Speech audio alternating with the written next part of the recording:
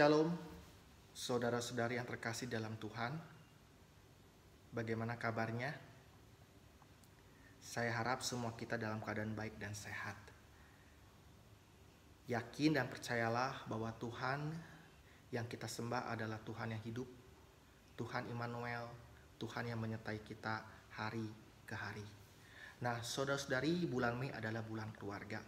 Jika kita memperhatikan tema-tema khotbah dari minggu ke minggu, itu berkaitan dengan kehidupan pernikahan dan keluarga.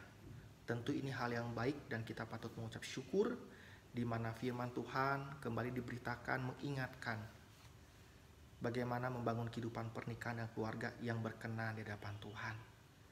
Saudara-saudari, firman Tuhan yang saya bawakan pada hari ini berkaitan dengan kehidupan pernikahan dan keluarga,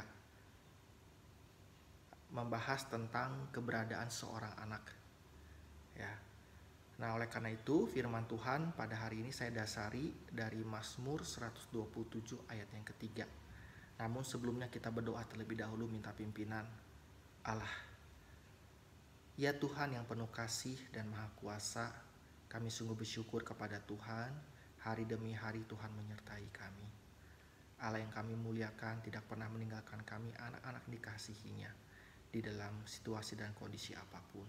Tuhan Yesus, pada hari ini sebelum kami melakukan kegiatan aktivitas yang Tuhan percayakan, kami ingin terlebih dahulu merenungkan bagian firman Tuhan, apa yang firman Tuhan katakan tentang seorang anak. Oleh karena itu kiranya Tuhan yang mengarahkan setiap hati dan pikiran kami, dan Tuhan juga yang tolong untuk hamba-Mu di dalam segala keterbatasannya di dalam menyampaikan kebenaran firman Tuhan pada hari ini. Dan kiranya hanya dalam tangan kasih kemurahan-Mu, Tuhan yang terlebih dahulu mengampuni akan keberadaan kami manusia yang berdosa. Terima kasih Tuhan Yesus. Inilah doa kami. Demi nama Yesus kami telah berdoa. Amin. Mazmur 127 ayatnya yang ketiga. Sesungguhnya anak-anak lelaki adalah milik pusaka daripada Tuhan, dan buah kandungan adalah satu upah. Saya ulangi. Sesungguhnya anak-anak lelaki adalah milik pusaka daripada Tuhan, dan buah kandungan adalah suatu upah. Nah, saudara-saudaraku, di sana ada kata sesungguhnya. Dalam ayat ini memiliki arti lihat dan perhatikanlah. Kalau kita bandingkan dengan Alkitab versi bahasa Inggris, di sana memakai kata behold, yang artinya lihat dan perhatikanlah. Ini berarti menunjuk kepada satu perhatian khusus. Nah, pertanyaannya, ya, perhatian khusus kepada apa atau siapa? Ya, kita tujukan. Nah, saudara-saudaraku, kalau kita perhatikan ayat selanjutnya dalam Mazmur 127 ayat ketiga, di sana dikatakan sesungguhnya anak-anak lelaki. Jadi perhatian khusus ini kita tujukan melihat keberadaan seorang anak, ya. Jadi perhatian khusus itu adalah keberadaan seorang anak yang adalah milik pusaka Tuhan.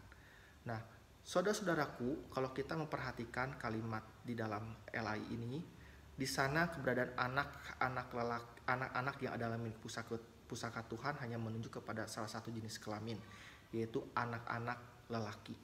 Tetapi kalau kita melihat dari bahasa aslinya memakai kata banim, kata banim ini menunjuk kepada keberadaan anak-anak pada umumnya. Jadi bukan hanya menunjuk kepada salah satu jenis kelamin, tapi kepada keberadaan anak-anak pada umumnya, baik anak laki-laki dan anak perempuan. Jadi saudara-saudaraku, ya, keberadaan anak-anak lelaki dan anak-anak perempuan, mereka adalah milik pusaka Tuhan, milik kepunyaan Tuhan. Dan ini juga mengingatkan kita kembali bahwa keberadaan anak-anak lelaki dan anak perempuan itu sama-sama berharga di hadapan Tuhan, sama-sama Tuhan mengasihi. Oleh karena itu kita sebagai orang tua, janganlah kita memandang salah satu jenis kelamin dalam hal ini bahwa anak laki-laki jauh lebih dari segalanya dibandingkan anak perempuan. Atau mungkin kita sebagai orang tua punya perasaan sedih kalau ya ternyata anak saya yang pertama perempuan, atau anak saya semuanya perempuan. Tidak seperti itu. Ya, jangan ada sikap seperti itu. Ya, firman Tuhan dengan tegas pada hari ini mengatakan bahwa anak laki-laki dan anak perempuan sama-sama berharga. Mereka adalah milik kepunyaan Tuhan. Tuhan sama-sama mengasihi mereka.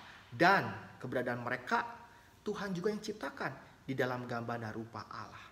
Nah, saudara-saudaraku, ya, firman Tuhan pada hari ini selain juga mengingatkan kita bahwa anak-anak itu adalah milik kepunyaan Tuhan, milik pusaka Tuhan yang sama-sama berharga dan dikasihinya, di sini juga kita sebagai orang tua diingatkan bahwa anak-anak diberikan kepada kita sebagai orang tua biologisnya untuk dirawat, diasuh dan dididik, ya.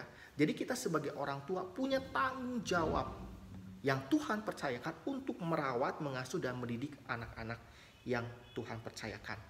Nah, dalam hal ini juga kita sebagai orang tua diundang sekaligus dipercayakan untuk terlibat dalam proyek Allah atas hidup anak-anak.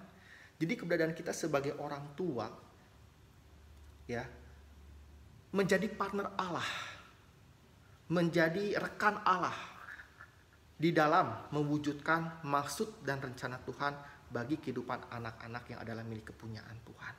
Ini sungguh luar biasa sekali.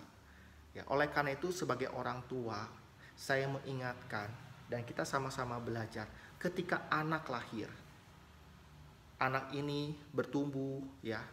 Jangan kita sebagai orang tua dengan egoisnya telah memiliki agenda demi agenda pribadi, rancangan demi rancangan pribadi. Walaupun kita sebagai orang tua tentu merencanakan yang terbaik bagi anak kita. Tetapi ingat, yang harus kita prioritaskan adalah bagaimana kita sebagai orang tua membimbing anak-anak yang milik kepunyaan Tuhan ini untuk mereka hidup di dalam maksud dan rancangan Tuhan. Ini yang harus kita dahulukan, ini yang harus kita prioritaskan. Dan oleh karena itu, di dalam kita membimbing anak-anak kita untuk hidup di dalam maksud dan kehendak Tuhan, untuk mereka hidup di dalam rancangan Tuhan, tentu tidak bisa kita lepaskan dari kehidupan anak-anak ini mengalami pengenalan Tuhan secara pribadi. Mengalami pengenalan Tuhan secara pribadi. Oleh karena itu saudara, saya ingatkan bahwa ini juga tanggung jawab orang tua untuk memperhatikan bagaimana kehidupan kerohanian anak-anak yang Tuhan percayakan. Ya. Kiranya anak-anak yang Tuhan percayakan ini mereka juga di dalam kehidupannya bukan hanya memikirkan tentang masa depan mereka, tapi juga dalam masa kekekalan mereka. Ya. Di mana mereka kita bimbing untuk mengenal Tuhan, untuk mengenal Kristus, pribadi yang menebus dan menyelamatkan manusia. Tentu ini tidak terlepas daripada ketersediaan orang tua dalam hal waktu, ya, untuk membimbing dan juga hati yang mau memperhatikan pertumbuhan anak-anak. Bukan hanya secara jasmani, tetapi juga secara kerohanian.